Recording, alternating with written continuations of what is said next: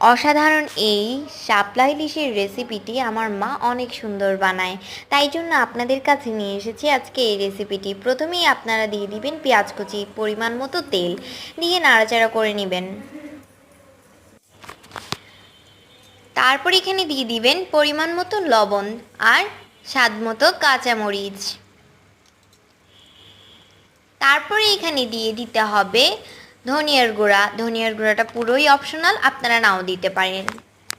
তারপরে এখানে হলুদের গুঁড়া দিয়ে নাড়াচাড়া করে নিতে হবে। তারপরে এখানে একটু পানি দিয়ে দিবেন।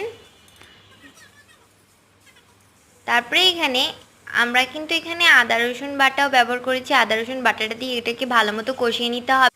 আর শাপলাগুলো কিন্তু আপনারা পানি দিয়ে ভাপিয়ে নেবেন সুন্দর করে, এতে আপনাদের শাপলা থেকে কালো পানিটা বের হয়ে যাবে। তারপরে আপনারা ইলিশ মাছ ভাজাটা দিয়ে দিবেন। ইলিশ মাছ ভাজাটা করে নিলে অনেক বেশি মজা হবে। আপনারা ইলিশ মাছ ভাজাটা দিয়ে তারপরে কিছুটা পানি দিয়ে দিবেন, কিছুটা পানি।